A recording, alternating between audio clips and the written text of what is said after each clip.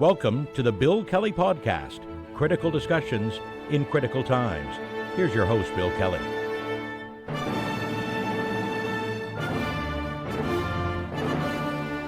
Welcome to another edition of the Bill Kelly Podcast, critical discussions in these critical times. I'm your host, Bill Kelly. Good to have you with us today. Very important discussion on the podcast today. We're talking about our national defense and maybe more importantly, I guess, our North American defense. And this all circles around a discussion that is developing in Ottawa and in Washington right now about the Golden Dome missile defense program, something that Donald Trump has mentioned just a little while ago. And, of course, Prime Minister Carney has also weighed in on this. So let's unpack some of the things that are going on here, because I know even the talk about something like this can make some people a little bit skittish, but at the same time, I think there's a necessity that we have to address here as well. Canada and the United States have been in agreement and in partnership with North American defense for quite some time with NORAD. We've all heard of that, of course. That's essentially the missile defense program that's set up to the northern part of our continent, in light of potential attacks from the Soviet Union, back in those days anyway, when this whole thing was first developed. And I know for some people, even having a discussion about missile attacks in North America is somewhat abstract, saying, oh, that's never going to happen. Let's not kid ourselves here, okay? We came very close to this. I was a kid back in the early 1960s during the Cuban Missile Crisis, when the Russians, of course, were loading missiles into Cuba. And there's, as evidenced by the ship, and President Kennedy stood up, and basically there was a lot of diplomacy going on. But I think it was a wake-up call for an awful lot of people in North America that this is a real threat. And I still remember as a kid hearing air raid sirens. Yes, air raid sirens in Hamilton and in other communities warning us. They were test runs, of course, that, that just in case there's a missile attack coming, we'll have about 8 or 10 minutes to defend ourselves. Or actually, we were told in school when the siren goes off, we were supposed to go and hide under our school desks, as if that was going to protect us.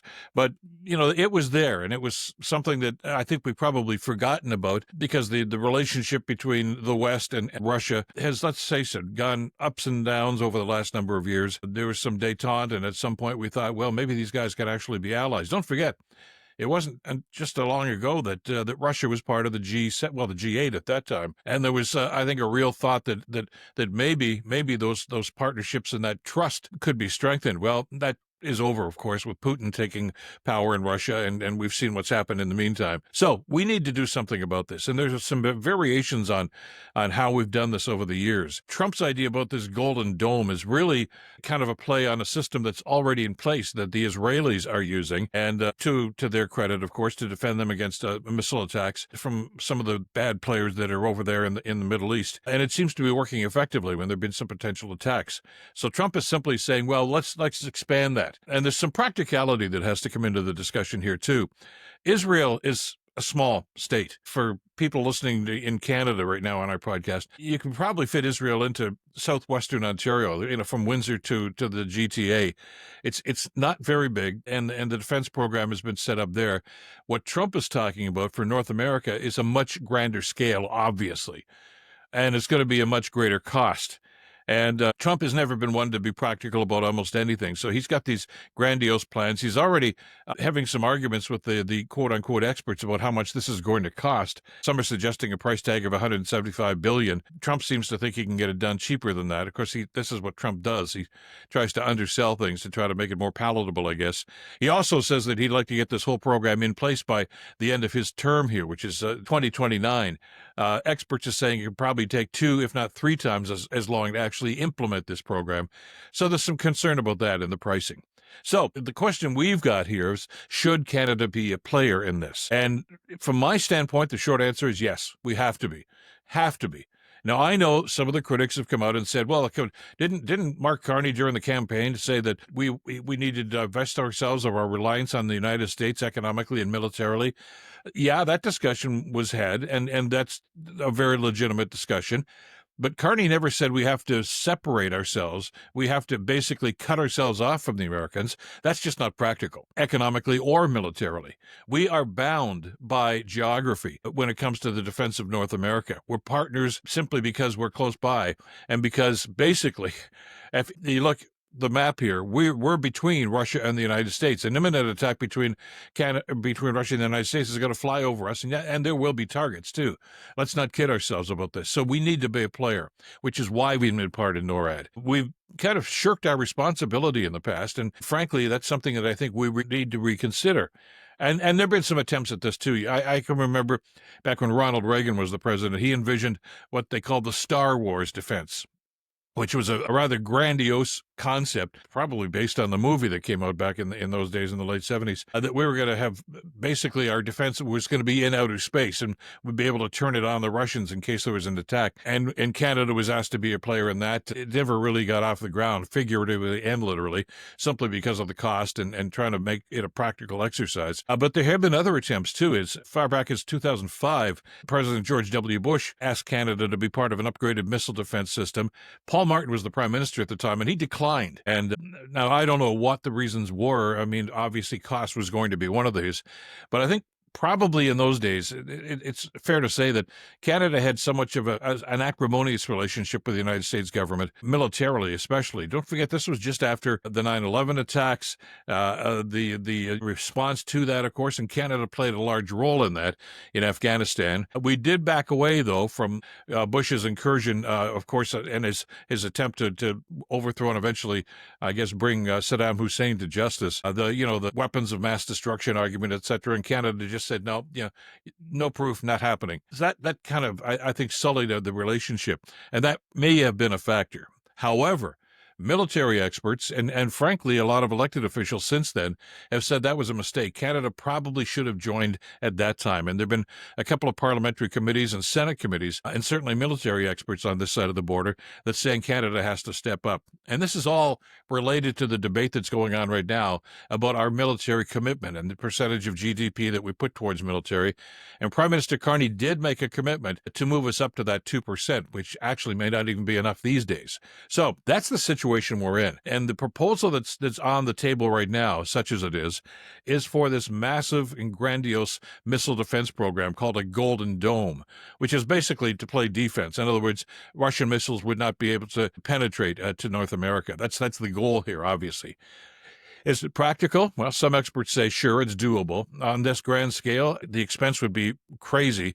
But on the other hand, if it's the program that's in place and if it's what the experts are saying is needed moving forward, we don't have much choice here. We need to be part of this because we have made this commitment about defending our Arctic sovereignty, for instance. If we are not a player, then we're basically abdicating our responsibility to defend our Arctic and at the same time to defend the North American continent. We did, as we mentioned, not become part of the missile defense program that's currently in place right now, to the point where U.S. officials and Canadian officials who are still working together, notwithstanding what comes out of Parliament Hill and the White House, military officials have a different sort of relationship on a different level, and they have been working cooperatively over the years.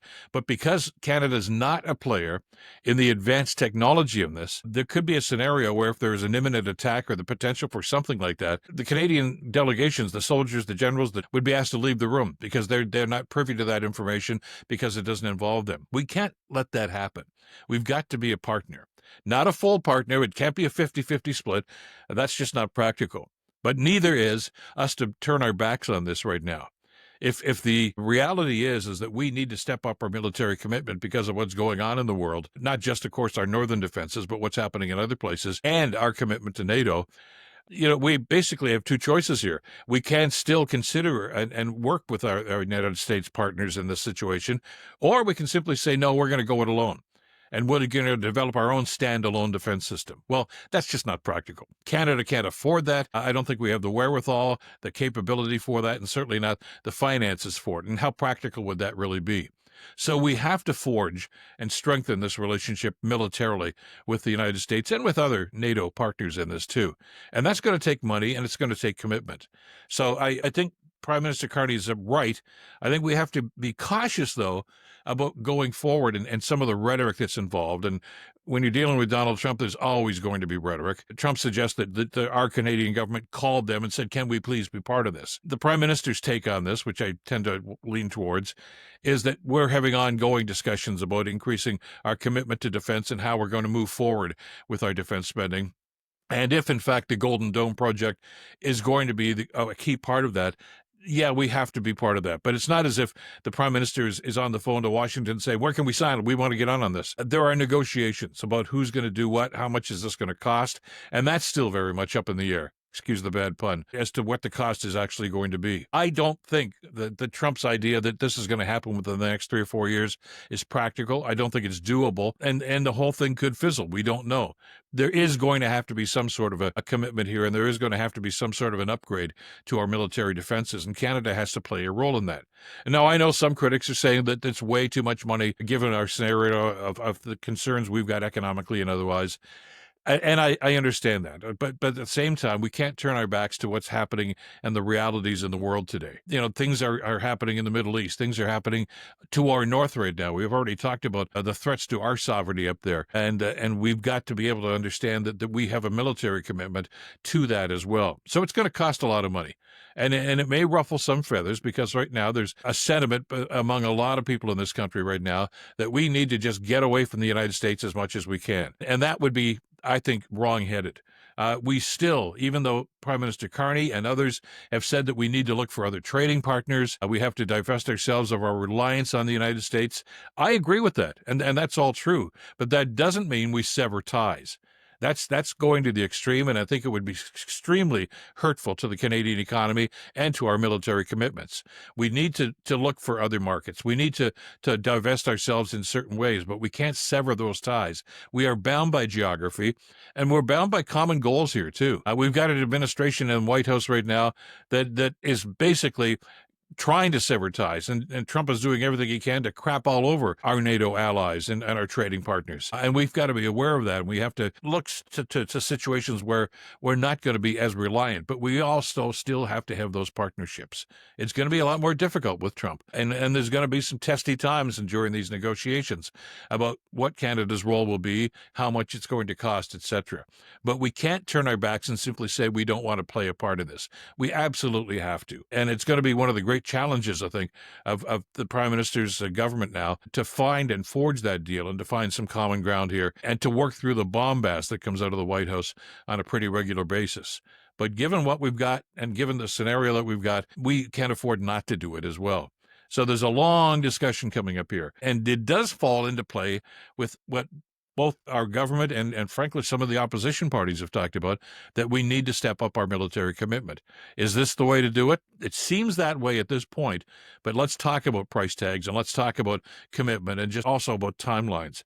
So we're in the initial stages here right now. Trump's the sort of guy that always wants to be seen as the winner, as the guy who's, coming out on top all the time. This is going to be a long and arduous negotiation to try to put this whole thing in place and then to try to define exactly what Canada's role is going to be in this. So we're at the beginning of this process, nowhere near the end of it, and nowhere near the opportunity that, as Trump would seem, that there's going to be a sign into a partnership that's going to come up in the next couple of weeks. It's going to take a long time, but it's, I think, something that we have to dedicate ourselves to, and we have to understand that Canada does have a role to play here, and Canada does have to step up economically and militarily with our commitments to the G7, certainly to NATO, and to ourselves in the very troubling times that we're facing.